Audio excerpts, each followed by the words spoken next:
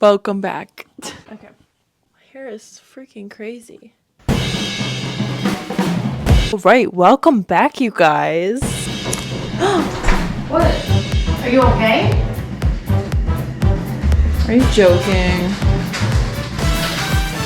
I was hanging out with my grandfather at Barnes & Noble last week. While I went over to like the magazine area, something caught my eye and I just knew I had to get it.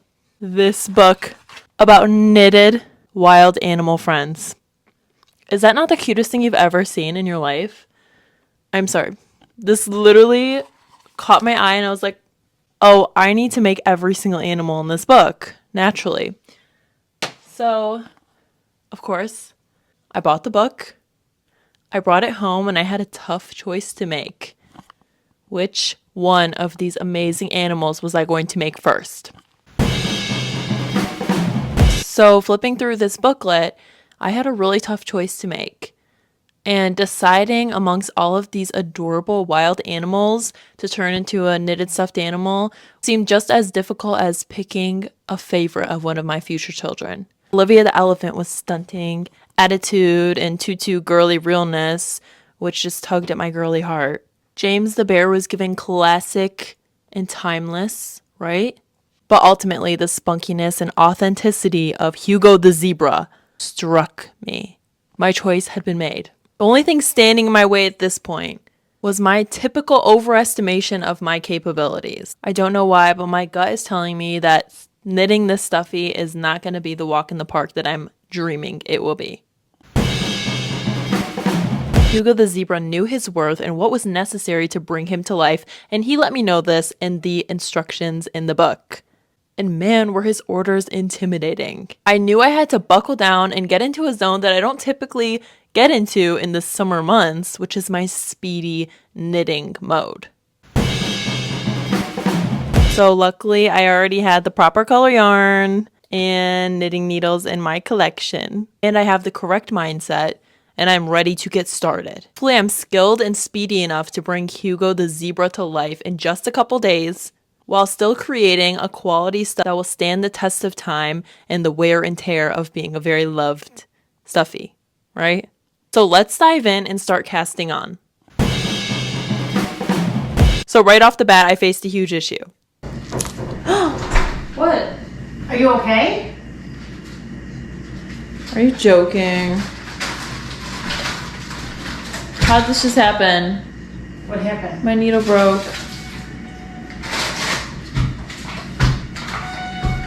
So in the midst of a bit too much excitement while getting started on Hugo's head, something tragic happened that I've never experienced before. I snapped my designer bamboo knitting needle. What a tragic moment. I've cherished my leaky needle set for years, and I only had one set of the proper size needle for this project. I was distraught. Luckily, my dad's a genius, and he filed down the needle, the wood of it, and put it back in place with some glue and clamped the metal shut. What would I do without him? Things felt like smooth sailing from here. I knitted a charcoal and off-white pattern of 2 rows per color and diligently followed the instructions laid out. I was on a high that nothing could knock me down from. Well, almost nothing.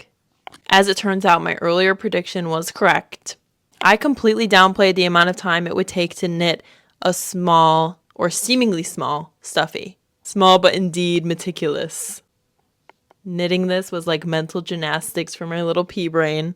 And I was so in the zone that I couldn't even watch a show while I was doing this because I needed my full focus on counting my stitches and my rows. I also began to have a full-blown injury from knitting, from just how long I was knitting in one seating.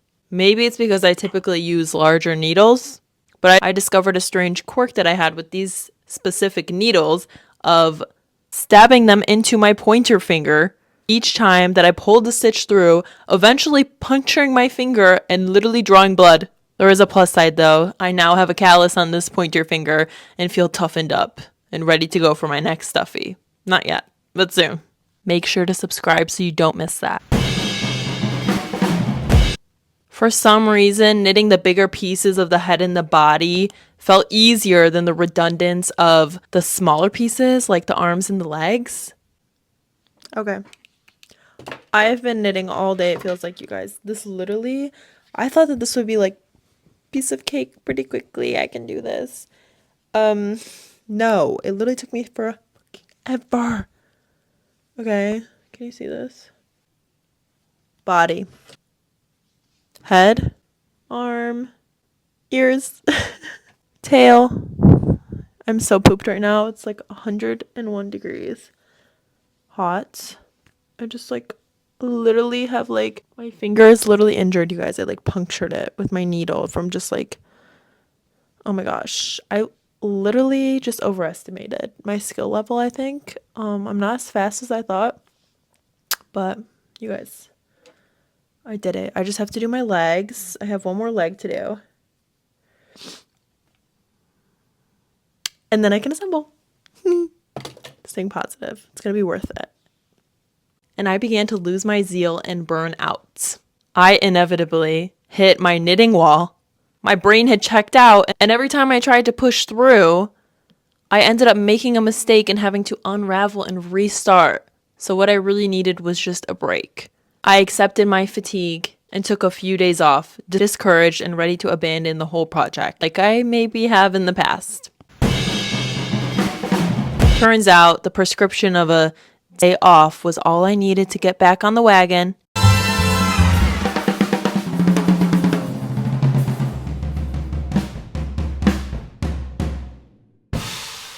And after a day of no knitting, I pushed through the stalemate and I finished every last one of my knitted pieces. The hardest part was now over, or so I hoped. I am ready for assembly. So I had hoped that the bulk of this project was finished, but I was now facing some apprehension when it comes to assembly. After following so many instructions to create these pieces in the first place, I felt like a kid who was giving up on my Lego sets instruction and taking things into my own hands when it comes to assembly.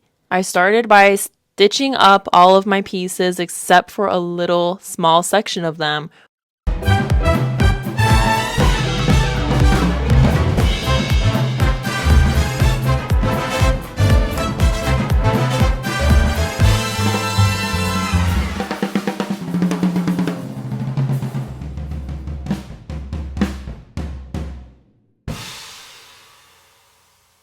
Where I would take stuffing and stuff them up.